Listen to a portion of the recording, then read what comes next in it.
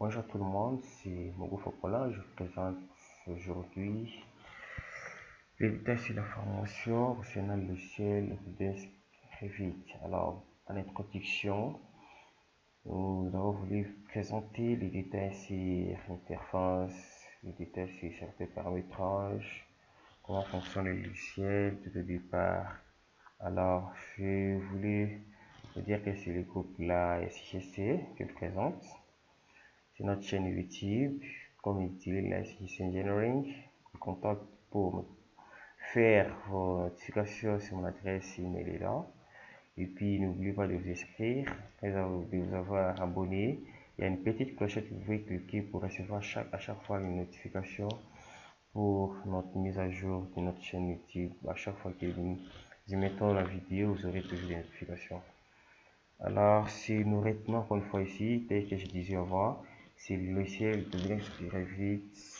Alors, c'est un puissant logiciel qui vous aide dans la modélisation des maquettes numériques. Ça vous aide de plus le travail en équipe. Ça vous aide dans la gestion très efficace. Ça vous permet aussi de faire intervenir de faire interagir tous les acteurs du projet à temps réel et que chacun y apporte de plus. Ce rôle, c'est le projet avant même de lâcher. Alors, je vous conseille que c'est vraiment très capital, très important de bien faire encore une fois le training et d'avancer avec ce logiciel Autodesk Revit. Alors, comme c'est indiqué, en fait, je vous disais, les logiciels Autodesk Revit présentent certaines versions. Alors, pour le moment, je veux vous dire qu'il y a presque 4 versions. Il y a la partie structurale, la partie architecturale, la partie MEP, mécanique, électricité et plomberie. Mais il y a aussi les 3 incorporés dans une version. Et toutes sont compatibles entre elles. Alors, avant de travailler dans les logiciels, il y a des gabarits. Ça veut dire qu'il y a l'ensemble des propriétés dans les projets. Alors, ces gabarits-là, il faut les choisir selon les besoins de votre travail. Si vous voulez faire quelque chose d'architecture, de structure, d'électricité, ça dépend et c'est prédéfini toujours d'avance. Pour notre cas, si vous choisissez dans ces cas-là, par exemple, si j'ouvre par exemple un nouveau projet, j'ai cliqué là-bas, je verrai qu'il y a des gens ont un espace de travail qui est là pour la partie architecturale. Alors, à part ça, il y a encore une fois certaines choses que nous devons premièrement connaître. Si nous retournons encore une fois ici, en ouvrant le programme, ici nous venons dans organisation. Et là, bon, en fait, il y a les fichiers récents, premièrement, tel qu'il s'indique là. Si nous pouvons encore une fois signaler, il y a cette partie ici, c'est en fait une zone de présentation pour le projet récemment utilisé. Et puis si nous revenons pour cette autre partie-ci, si nous revenons dans cette autre partie, c'est uniquement pour la zone de présentation des familles récemment utilisées. Alors, si on revient pour cette partie ici là, si on fait juste une rubrique des ressources dans laquelle nous pouvons trouver des wiki-help, des nouveautés, des vidéos, il y a aussi des vidéos supplémentaires, des méthodes de communauté Revit et puis sur tout ce détail là. Alors après avoir fait ça, il y a encore une fois mini application. Dans mini application, nous avons la possibilité de créer de nouveaux projets de famille. Nous avons la possibilité d'ouvrir des projets de famille, de Revit, des fichiers EFC, des exemplaires incorporés dans les logiciels. Nous pouvons enregistrer sous, nous pouvons importer notre projet, le format KO dans la vis, dans 2ds Max, c'est un autre logiciel capable d'interagir avec Revit. Alors, il y a aussi la possibilité d'aller dans Options et puis ici paramétrer comme vous voulez. Dans l'interface de travail, il y a certains éléments toujours que vous pouvez ajouter et pendant les moments de création des gabarits, c'est ici que vous pouvez créer, ajouter, et supprimer, faire monter en haut, en bas, redescendre, et ainsi de suite. Après avoir fait cela, les logiciels vous donnent cet espace, cet environnement. Le logiciel vous donne et puis cette sorte de travail. Alors, vous avez la possibilité d'ouvrir certains fichiers possibles dans le logiciel. Ici, j'ai créé un nouveau gabarit. Ici, il y a un petit projet. Ici, il y a un autre. Ici, c'est une vue à plan. Alors, si nous pouvons aller directement ici, c'est au fait ce que nous appelons l'arborescence du projet. Donc, toute la gestion des affichages, si vous voulez le faire par rapport au projet, c'est là-bas. Après cela, il y a aussi cette partie-ci, c'est la palette propriété. Dans la palette propriété, il y a premièrement chaque élément que vous sélectionnez vient toujours ici dans l'étude selectaire.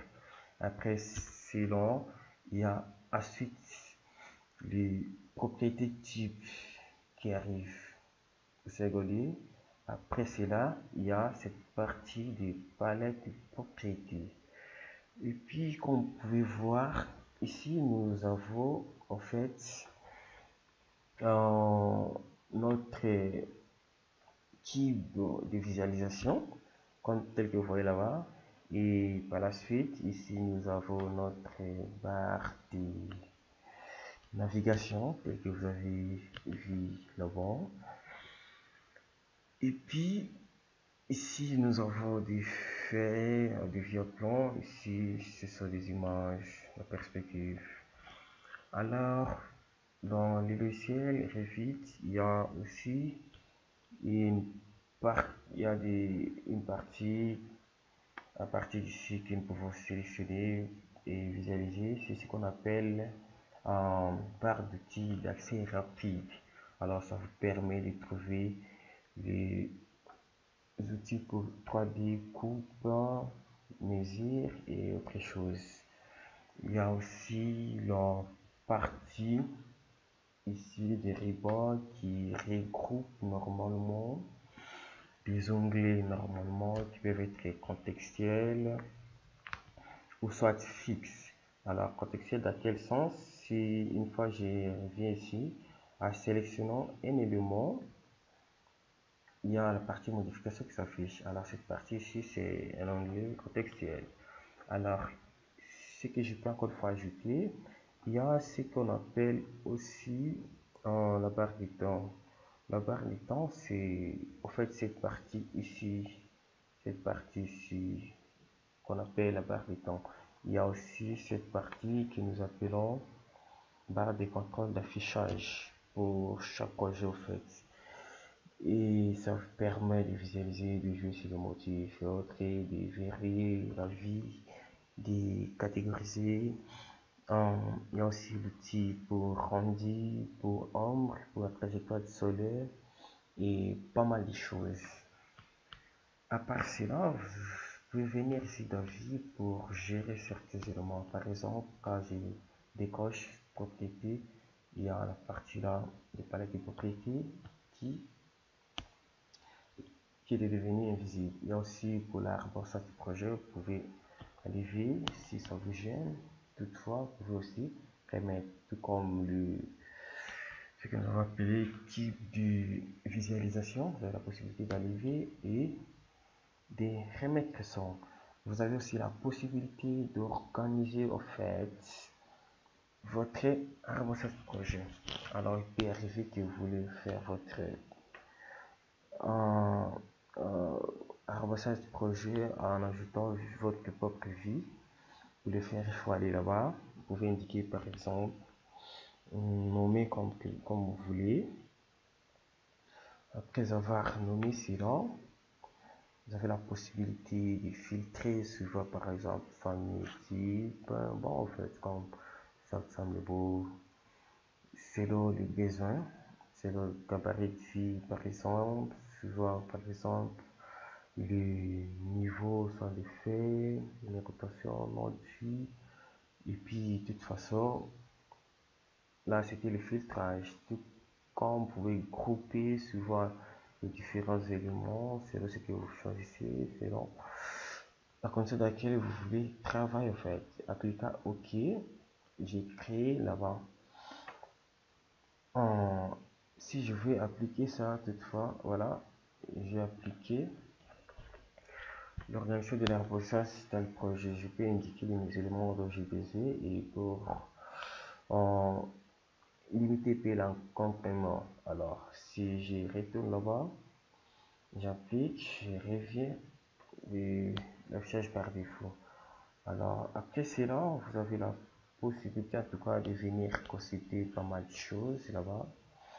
Vous pouvez en tout cas voir beaucoup, vérifier de rendu, vérifier l'orthographe, et puis vous avez aussi la possibilité d'aller vérifier les éléments, les raccourcis pour les différents paramètres de votre logiciel. Alors, ceci étant, vous pouvez basculer au fait votre écran. Vous pouvez remettre de cette façon-là. Et puis, vous pouvez faire CTRL Tab pour faire passer les éléments et fenêtres que vous avez créées. Alors, après avoir fini cette partie, c'est détail, paramétrage, mais il y a aussi ce que j'ai oublié de vous dire qu'il y a aussi, je n'enregistre pas jusque-là, il y a aussi la barre d'options.